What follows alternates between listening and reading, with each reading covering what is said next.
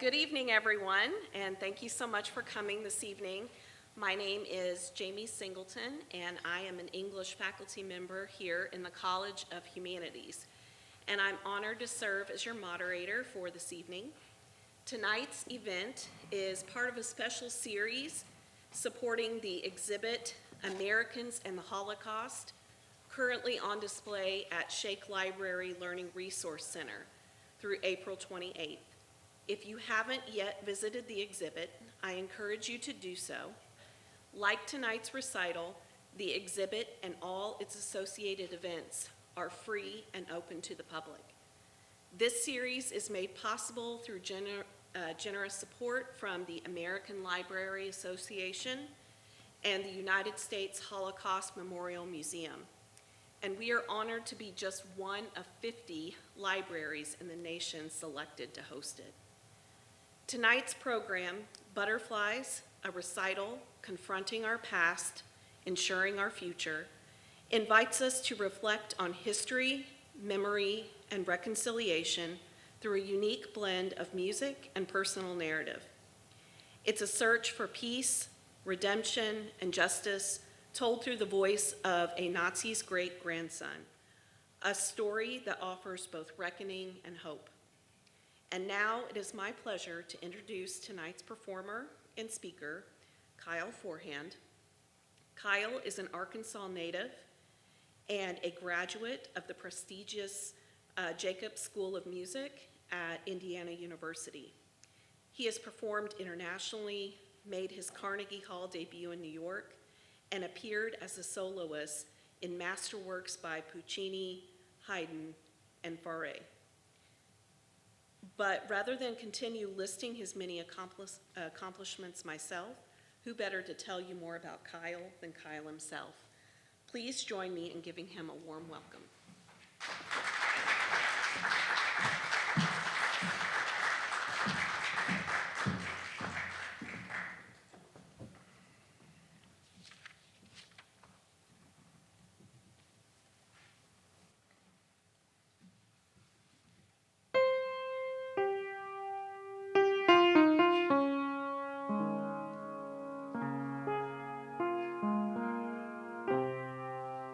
Grant us peace, thy most precious gift, O thou eternal source of peace, and enable our nations to be a messenger of peace unto the peoples of the earth.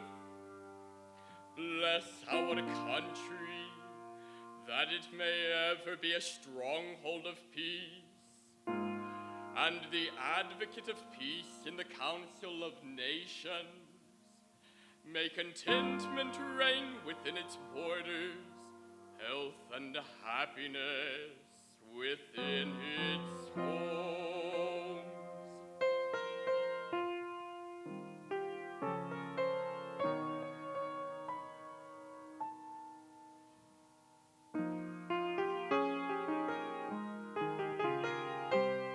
Strengthen the bond of friendship and fellowship among all the inhabitants of our land.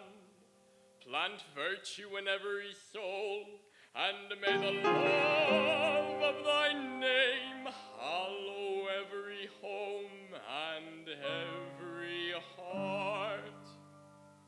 Praise be thou, O Lord, giver of peace.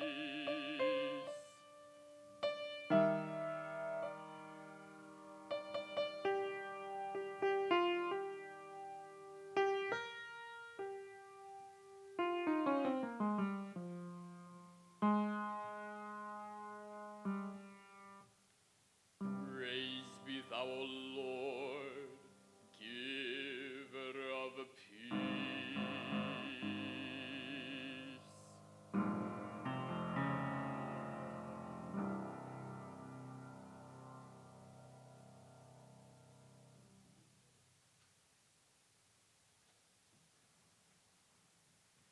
Thank you all for joining us tonight for what I hope will be a powerful and transformative a journey for you, as it was for me the entire process of coming together. Together, I hope that we can find a spirit of peace and hope needed through this music, not just for previous times, but for the times of today as well.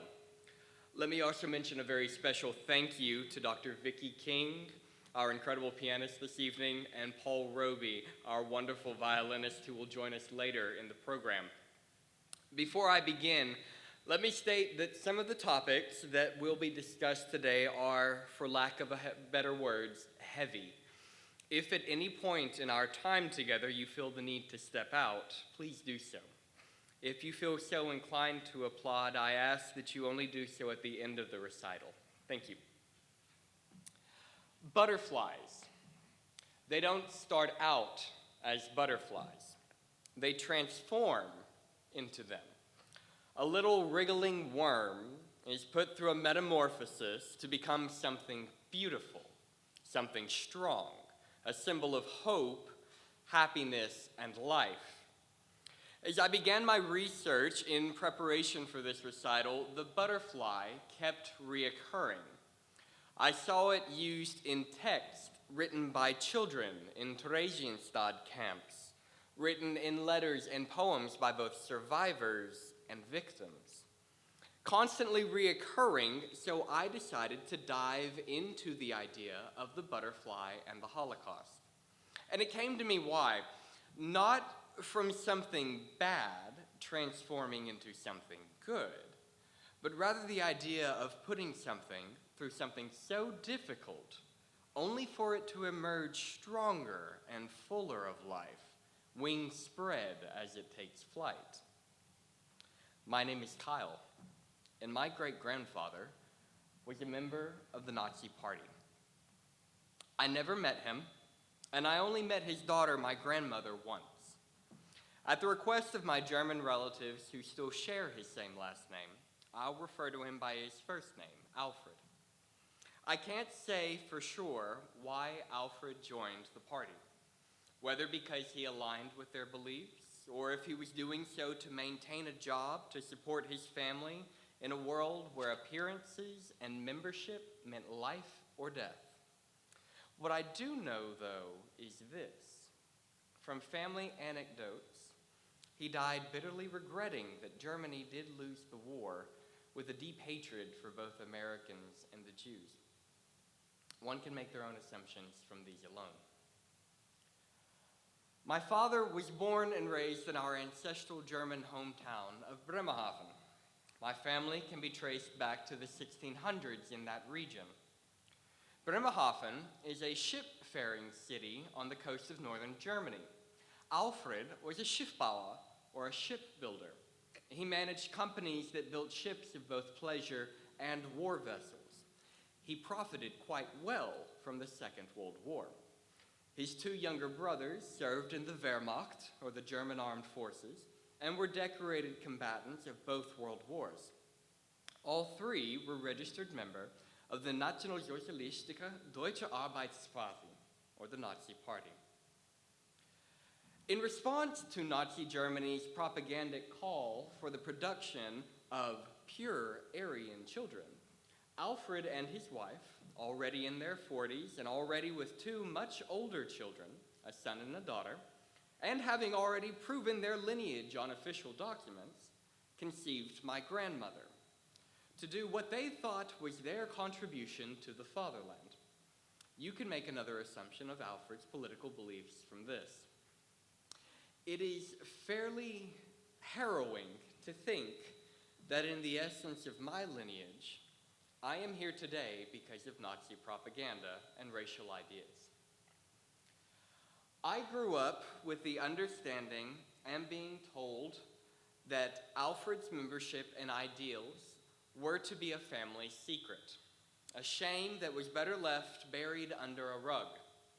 It wasn't until recently that I realized I am not my ancestors, that it should not be buried, but rather brought to life so that I may make amends for what with it, for myself, for my great-grandfather's connection, whether directly or indirectly, to the atrocities perpetrated by the Nazis and their collaborators.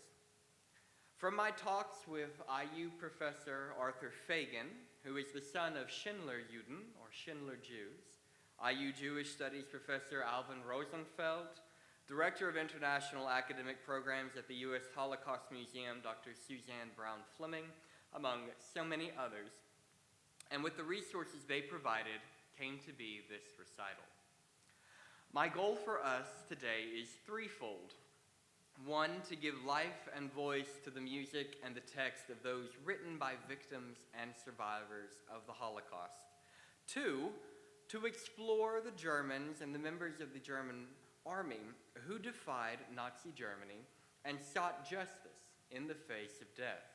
And number three, in an almost selfish sense, for my own release of my family's guilt and pressure, allowing us to move forward and reconcile our ancestors' doings of the past. As we begin, let us start by exploring the music and text that were written during the Holocaust by both victims and survivors. It is my belief that we must constantly give voice to these songs and texts, for if we don't, they will die out, and it is our duty to make sure that that never happens. Our first piece was written by Adolf Strauss. Strauss was an active Czech musician. He maintained an active composing and performing lifestyle when he was moved to the Prague ghetto, and continued to do so after being moved to the Theresienstadt concentration camp.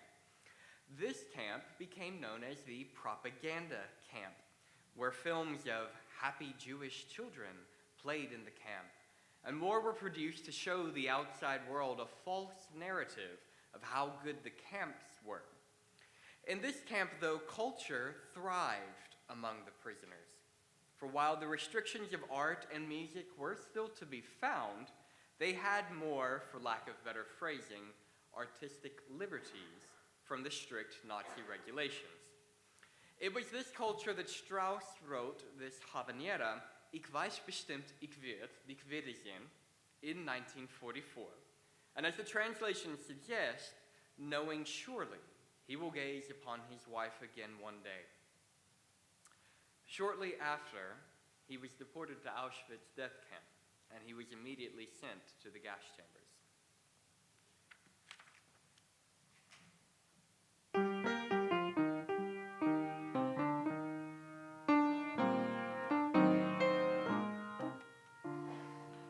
Als ich dich gesehen zum ersten Mal, war ich gebannt von deinem Blick. Und ein Decklein scheint mir wie und Straf von Sonne und von Glück. Und ich juckse deine Nähe, geistig augst du mir vorbei. Fötlich mich so reich, und sie glauben gleich, Wort lacht uns in Liebesmahl. Ich weiß bestimmt, als mir dich wiedersehen und in der Arme schließen. Und alles jagt sich mir wieder schön, doch immer vor so ne Küssen. Was früher war, das ist versunken und vergessen. Kein Schatten trübt der Sonne Schein. Wir kann dann unser Glück vermessen und immer wahrlich bei dir sein.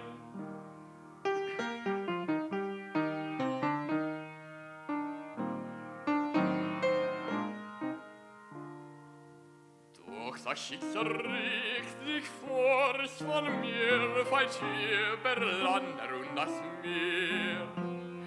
Und nun liegen Schmeichen mir und dir viel Jahre Sorgen schneer. Doch mich macht die tiefe Sehnsucht, die ich nach dir für nicht Mond. Ich hab Tag und Nacht, nun ist 8 und es singt in mir das Lied. Ich weiß bestimmt, dass mir dich wiedersehen und in der Arme schließen. Und Alex sagt sich mir, das wäre schön, dich immer vor so küssen. Was früher war, das ist versunken und vergessen. Kein Schatten trübt der Sonne Schein. Wer kann dann unser Glück vermissen? Von immer wirklich bei dir sein.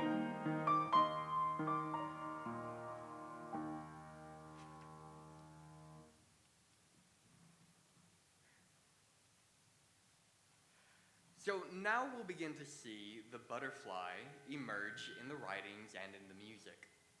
One such instance is motil.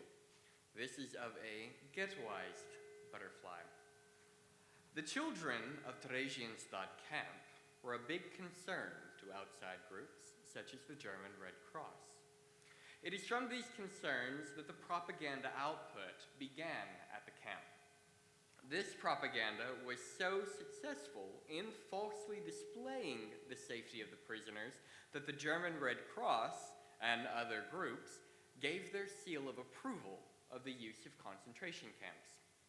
From such propaganda came a collection of poetry and artwork by the children of Theresienstadt, first collected and published in the 1950s.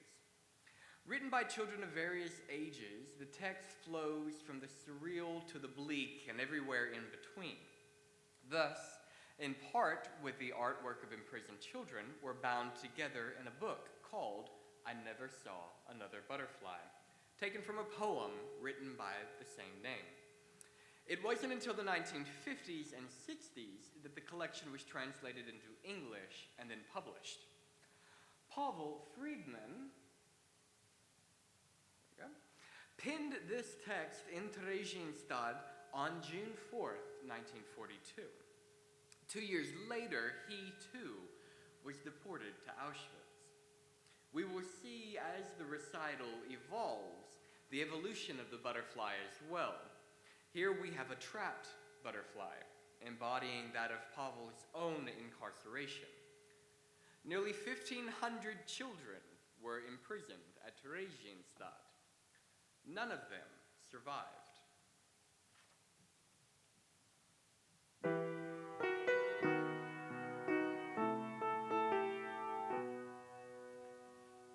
Ten polslendi, ten żalia polslendi, ten zete polsle ozie nie wyśloti. Jako gdy wyślone zilio żoni liobili kamen, tako wawaliata żliut. Żalie zleze się tak do wizoka, żel iste cię tobie pietwiet, miś polizleti. Na jednym nie ty dan tujili. Ghetto widzirt, i tu na zliku, tu namen volja li.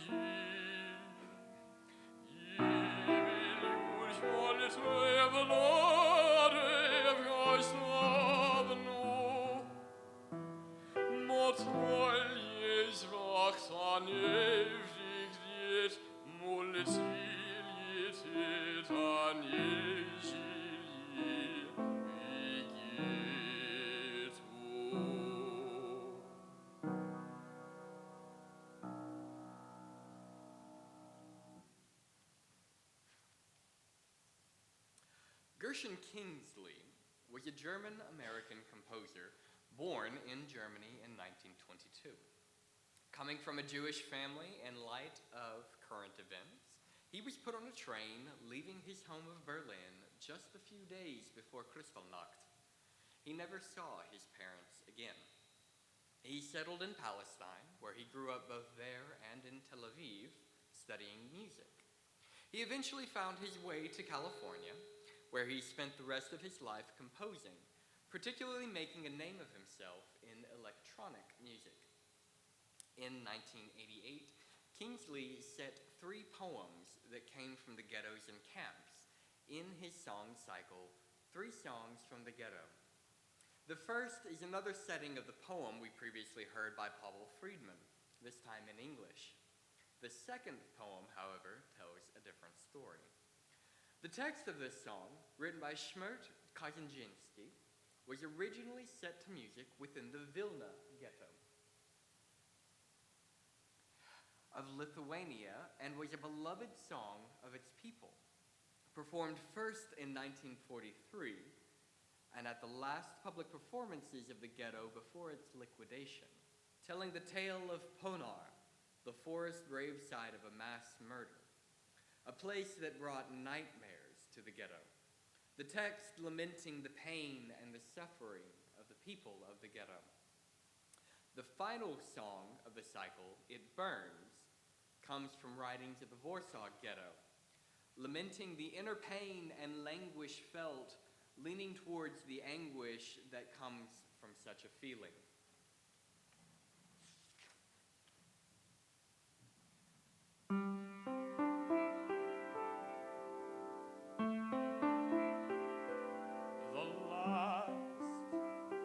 The very last,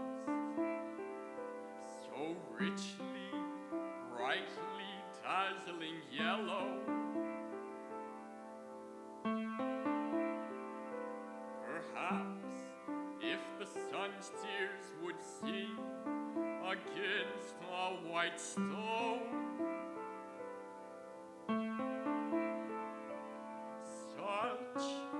such a yellow is carried lightly away up high.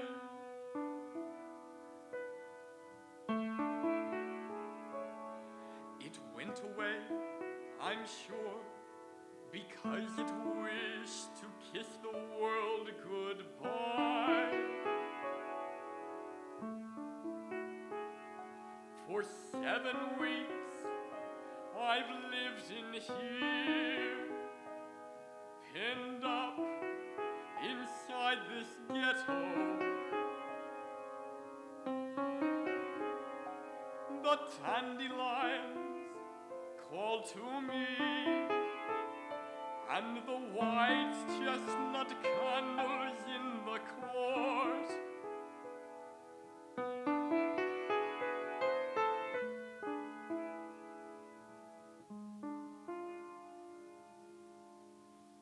Only I never saw another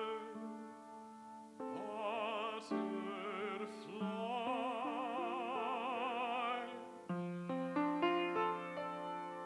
The butterfly was the last one. Butterflies don't live in here.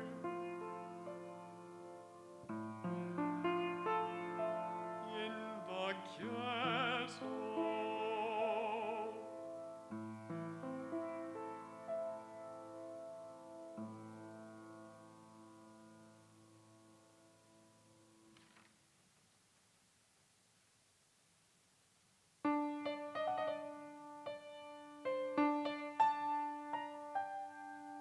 Hush, my baby, weep in silence. You may rouse the foe. He has planted here beside us tombstones in a row. Daddy went away forever, heaven knows how far.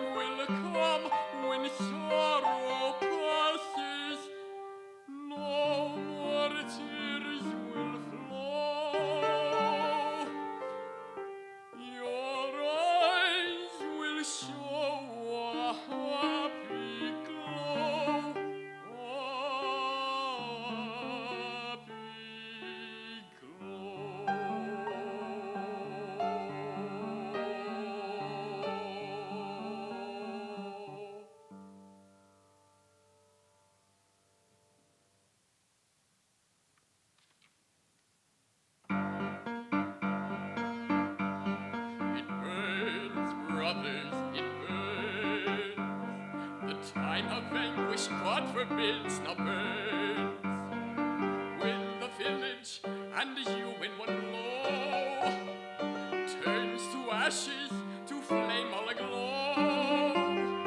Nothing will remain at all, just a blackened wall. And you look and you stand, each with folded hand. And you look and you stand, a burning village and land. It burns, brothers, it burns. To you alone this agony turns. If you love your town, its name, take the vessels, quench the flame. Quench it with your own blood too, show what you can do. Brothers, do not look and stand, each with folded hand. Brothers, do not look and stand, while our town burns and our land. While our town burns and our land. It burns, brothers, it burns. It burns, brothers, it burns.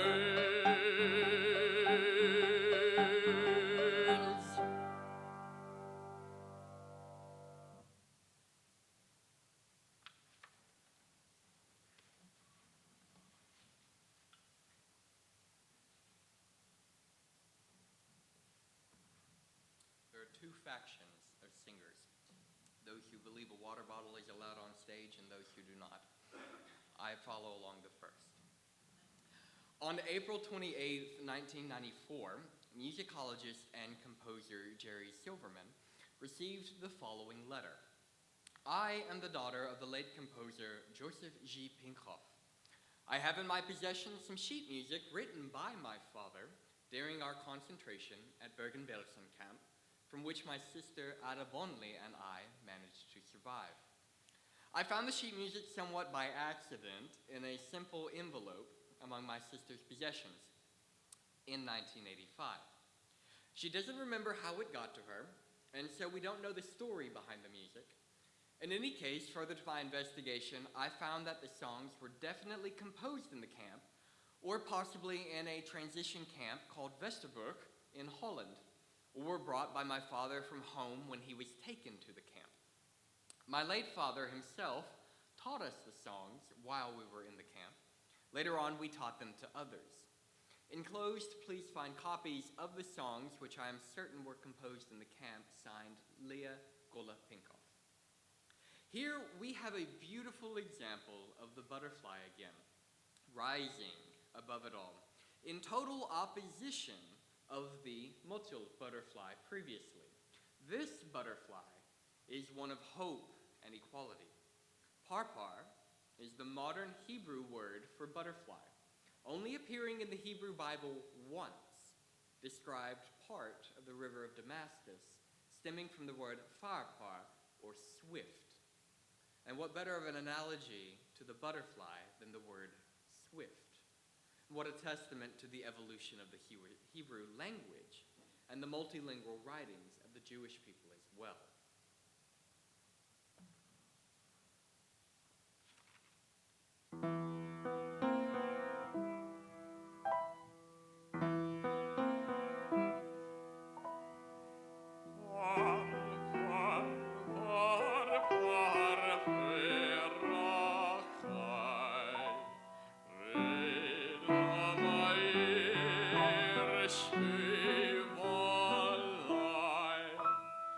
Re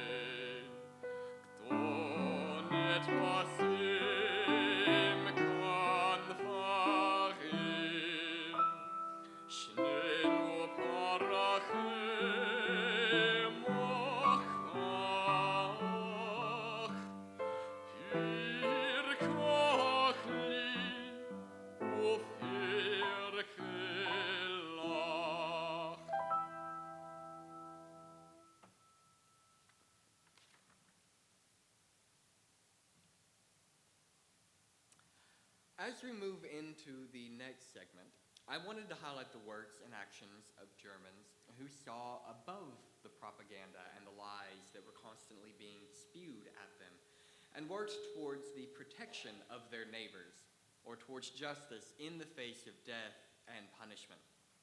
In my talks with friends who identify both as Jews and of the Jewish faith, I know it is a very fine line to walk between an honest educational exploration of these individuals and that of promoting the Gentile savior mindset. It is from this that I believe to have carefully crafted how to plan to present this section. The first piece, das Einheitsfrontlied, the United Front song, was composed in the 1930s by Bertolt Brecht and Hans Eisler, and was used as a call for people to rise against the rapidly growing Nazi Party and join the Workers' United Front. It soon became a calling card for resistance within Germany against the Nazi Party in power. While arguably not from the Holocaust, this piece of music played such an important part in many resistance movements and uprisings throughout World War II.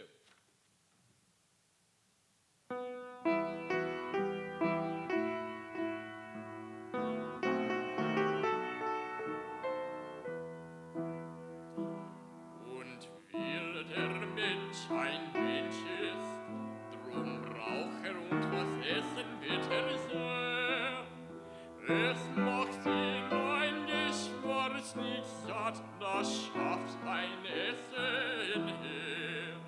Drum liegt 2, 3, drum liegt 2, 3, von den Platzgenosse ist. Rede ein in der Arbeit rein, Heimsfront, will du auch ein Arbeiter bist. Und will ein Mensch mein Mensch ist, drum hat Stiefel im Gesicht nicht gern.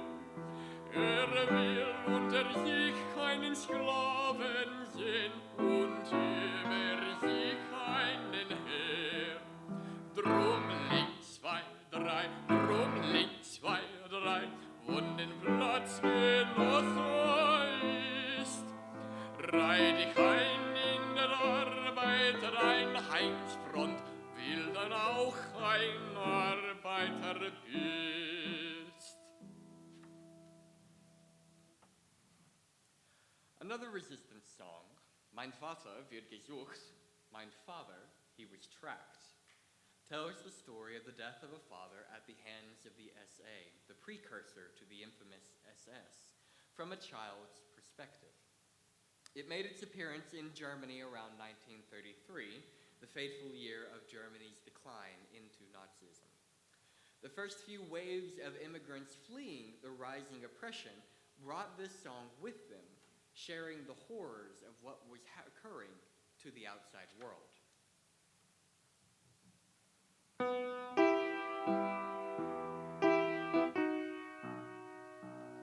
Mein Vater wird gesucht, kommt nicht mehr nach Haus. Sie hätten ihn gefunden, vielleicht ist gefunden und kommt nicht mehr nach Haus. Heute weiß ich genau, warum sie das getan. Wir werden noch vollenden, was nicht unbeenden und immer geht voran.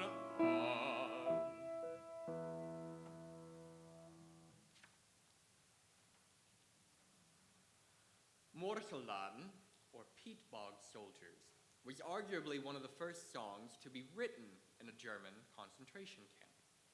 This song originates in 1933 at the concentration camp Bürgermoor at Papenburg in northern Germany.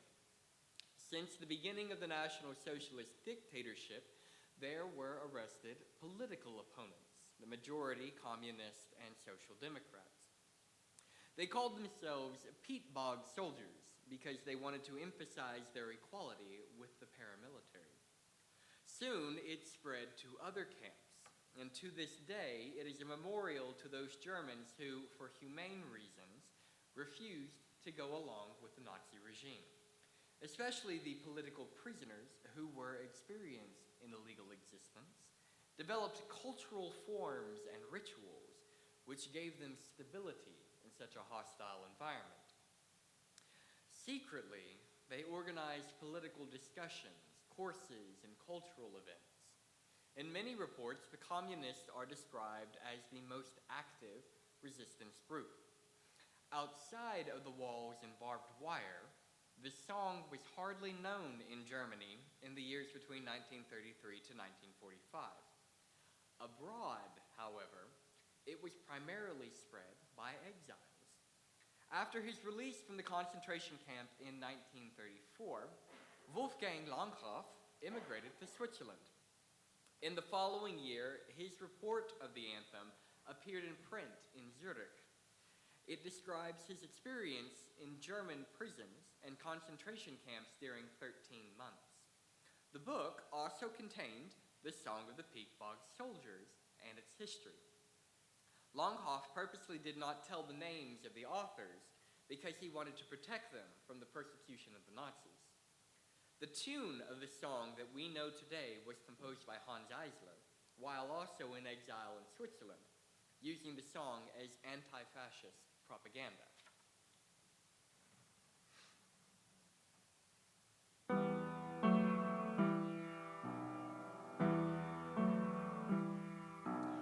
Wohin auch das Auge blichet, Moor und Heide nur ringsum, Vogelsang, wo nichts erquicket, Eichhörnchen in Kallum krumm, wir sind die Moorsoldaten und ziehen mit dem Spaten ins Moor.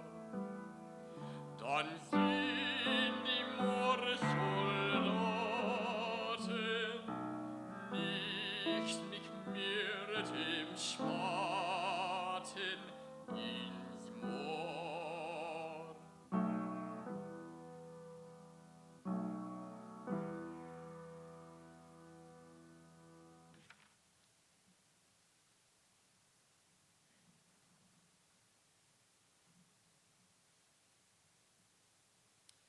We will now look at a particular member of the German army.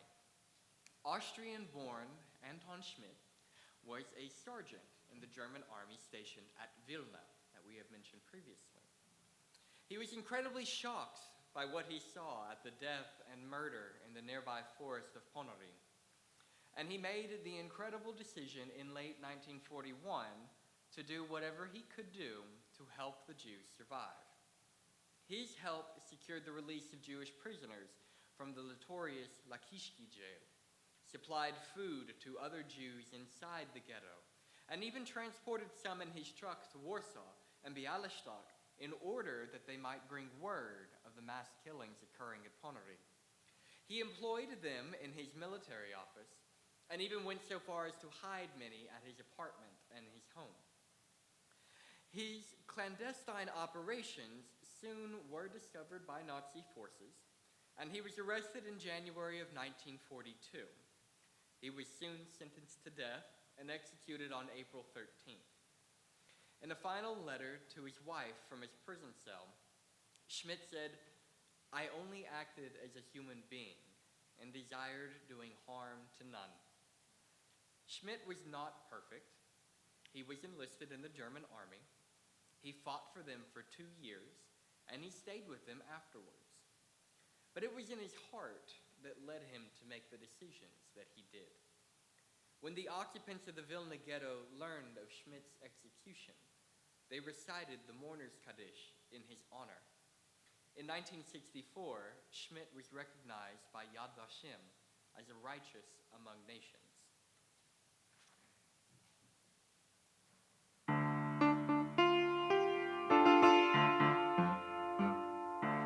In a time of cowardice,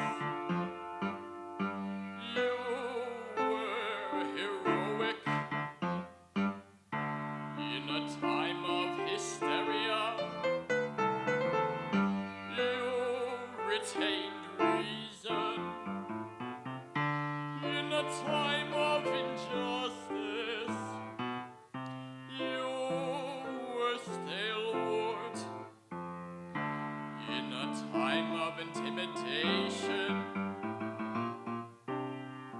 you were stalwart. Christ's blood surged through your soul,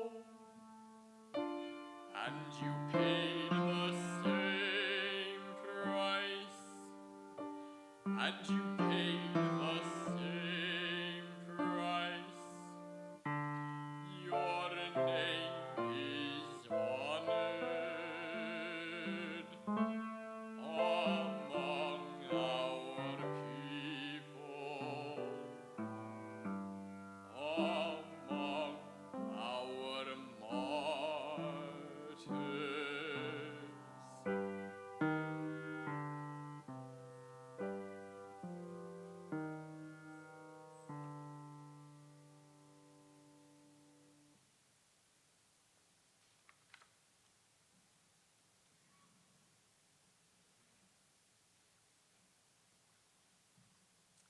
So where does that leave us? We have given voice to the text and music that came from the depths of the Holocaust.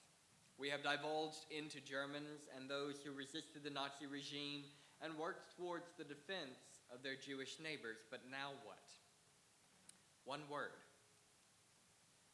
Vergangenheitsbewältigung. Vergangenheitsbewältigung is a large German compound word that means the struggle of overcoming the past, or the work to cope from the past. It comes to light in the 20th century, particularly in the children and grandchildren of Nazi members, where we have this inner conflict of grief and guilt for our family, and what we must do to react to it, to overcome it, and how we must grow from it. It is in the need to find answers for our inner questions, as well as to find ways to attempt any sort of redemption for our ancestors' actions, and the ways to move forward from it. Now we must look ahead. We must take what we have learned today and learn from the past and truly mean it when we say never again. We are living in a world where anti-Semitism and xenophobia have grown exponentially over the past few years. We have seen division among people of all races and nationalities here in the U.S. and abroad. Neighbors are turning on neighbors. Friends are no longer friends, threats because of someone's identity. We saw this once already in the 1930s and the 1940s. My great-grandfather participated in it. He lived it. He profited from it. He died with it. It is because of his actions, or better yet, lack of actions, that I knew I had to give this recital, to attempt redemption for our ancestors' pasts, and to work towards peace for all. It is my duty and requirement as the descendant of a Nazi to do so. My name is Lisa Calvelage, tells the story of a German girl who is ignorant to the atrocities being committed by the Nazis during her youth in Germany. As she states, she didn't commit them, so why should she or her entire nation be held responsible? Composer Pete Seeger had this to say. This story was in a newspaper clipping sent to me from San Jose, California. Lisa Calvelage and two other women, dressed in their Sunday best, stopped a shipment of napalm bound for Vietnam by standing on a loading platform and refusing to budge. arrested, and in court, she told them the story to the newspaper reporter.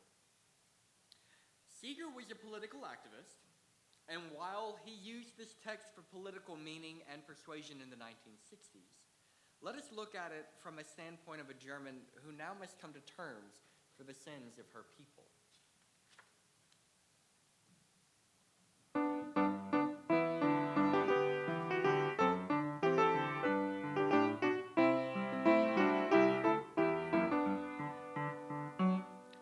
My name is Lisa Kavalich. I was born in Nuremberg, and when the trials were held there 19 years ago, it seemed to me ridiculous to hold a nation all to blame for the horrors that the world did undergo. A short while later, when I applied to be a GI bride, an American consular official questioned me. He refused my exit permit, said my answer did not show I'd learned my lesson about responsibility. Thus suddenly I was forced to start thinking on this theme, and when while later I was permitted to immigrate, I must have been asked 100 times where was I and what I did in those years when Hitler ruled our state. I could not say I was a teenager. That extended the questioning. They'd ask where was my parents, my father, my mother.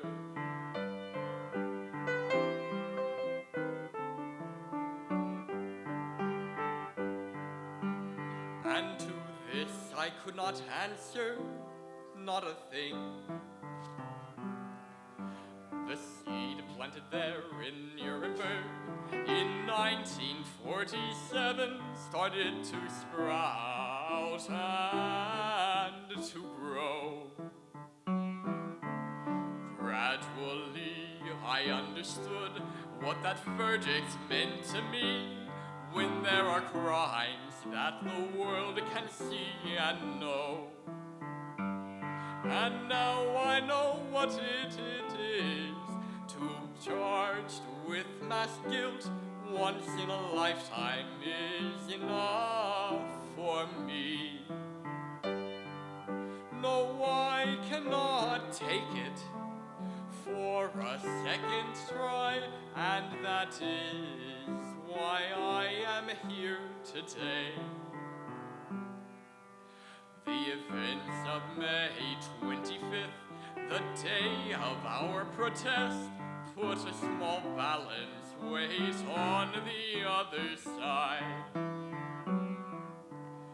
Hopefully someday my contribution to peace will help just a bit to turn the tide. And perhaps I can tell my children 6, and later on their children old, that at least in the future they need not be silent when they ask, where was your mother when?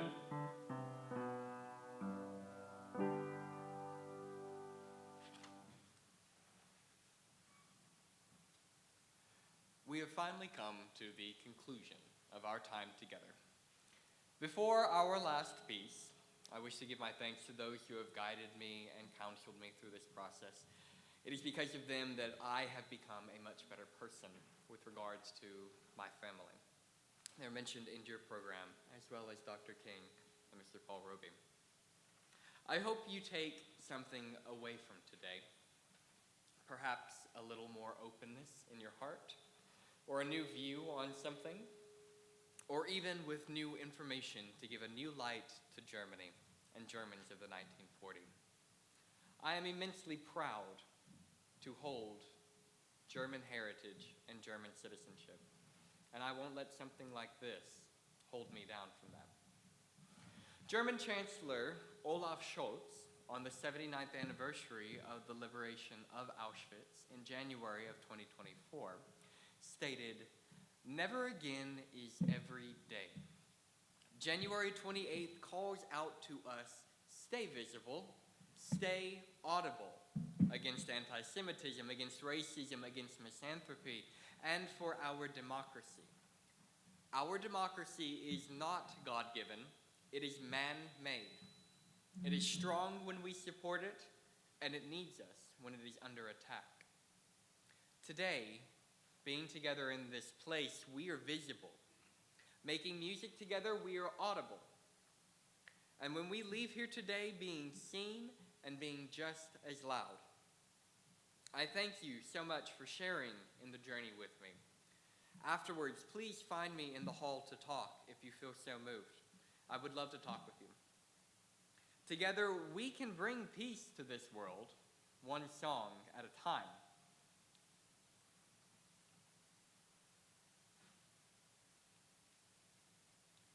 I conclude with a Hebrew prayer that comes from the credo of the writings of 12th century Rabbi Moses ben Maimon.